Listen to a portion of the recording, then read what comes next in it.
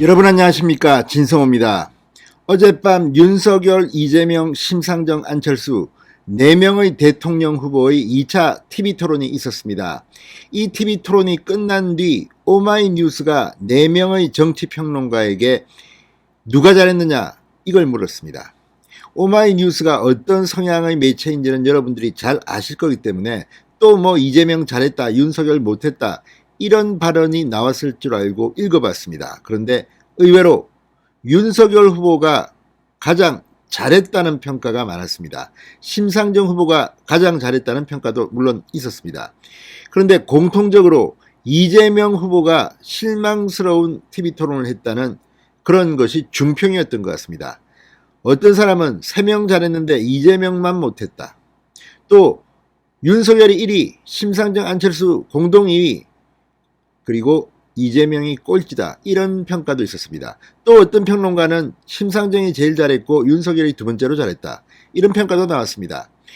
자, 그런데 이들의 공통적인 평가는 예상보다는 윤석열이 잘했던 것 같습니다. 그리고 이제 TV토론은 더 이상 당선에 큰 영향을 미치지 못할 것 같아. 이런 추세의 TV토론이라면 여기서 TV토론이 후보 당선을, 대통령 당선을 결정짓는 중요한 변수는 되기 힘들 것 같습니다. 자, 그렇다면 지금의 윤석열 지지율, TV토론 스타일을 보면 윤석열은 상당히 대통령에 가까이 가고 있다는 생각이 듭니다. 그렇지만 자만하면 안 됩니다. 마지막까지 최선을 다해야 합니다.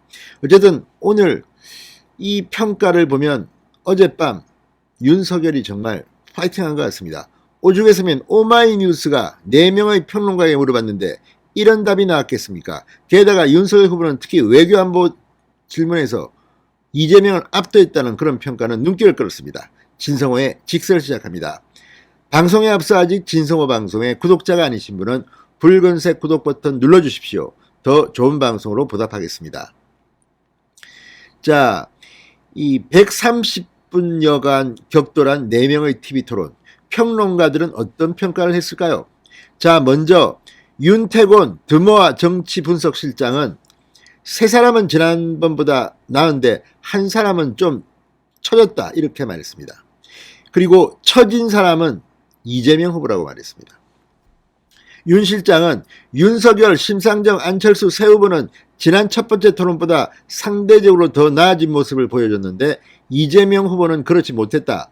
방어도 공격도 잘 안 되는 느낌이다. 특히 이재명 민주당 후보가 다른 후보들로부터 공격받기 좋은 맛집이 됐다.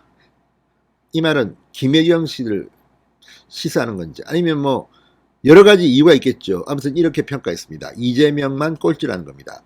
자, 엄경영 시대정신연구소 소장은 지난번 토론보다 공방이 오가며 보는 재미가 있더라. 그러면서 개인적인 평가는 윤석열 1위, 심상정, 안철수 공동 2위, 이재명 꼴찌 순으로 꼽았습니다. 이재명 후보는 지난번에 비해서 시청자들과의 공감, 소통, 진정성 면에서 진전된 모습을 보여줬다면서도 문제는 2위 리스크 역시 극대화됐다고 평했습니다. 3, 4위 후보들이 2위를 집중 공격하는 모양새였다. 2등을 잡아야 1등을 공격할 수 있기 때문이다. 심상정 후보는 파이팅하면서 이재명의 대안 후보로서의 이미지를 굉장히 부각했다. 안철수 후보 역시 전문성을 살려 부드럽게 토론을 이어갔다고 평했습니다. 가장 인상적인 장면으로는 마지막 외교안보에서의 불꽃 튀는 공방, 외교안보 분야는 20, 30대의 팬덤과 굉장히 연결되어 있다. 그 점에서 더욱 포인트가 될 만한 장면이라고 설명했습니다. 종전선언 등을 두고 이재명, 윤석열 후보가 설전을 벌인 데 대해 이재명의 패배였다고 평가했습니다. 이재명 본인이 주장했던 것들을 효과적으로 설명을 못했고 오히려 윤석열 후보가 의외로 되치기에 나서면서 이재명 후보가 제대로 대응을 못했다고 말했습니다. 전반적으로 이재명 후보가 표정이 다소 어둡고 자신감도 크게 보이지 않았다. 최근의 민주당 분위기를 여실히 드러낸 것 아닌가. 결과적으로 김혜경 리스크도 언급되고 단체장 리스크도 언급되면서 이재명의 3대 리스크가 부각됐다고 말했습니다. 지금 그러니까 민주당 분위기가 아주 안 좋죠. 그걸 이야기한 것 같습니다. 자, 그러면서 이번 토론도 예민한 쟁점을 피한 게 아쉽다. 적폐수사, 문재인 정부의 적폐수사 발언, 또 배우자 논란이 주도권 토론 시간에 주요 쟁점이 되지 않았던 부분을 짚었습니다. 최근 불거진 주가 조작 의혹, 과잉 의존 추가 폭로 등이 더 검증됐어야 했는데 제대로 다뤄지지 못했다. 이번 토론의 영향력은 크지 않을 것이다. 이렇게 말했습니다. 토론은 보통 남은 변수라고 하는데 변수의 50%는 이미 첫 번째 토론에서 반영이 됐다. 앞으로의 토론도 비슷한 양상이라면 지지율에 대한 영향력 역시 미시적인 조정 수준일 것이라고 덧붙였습니다.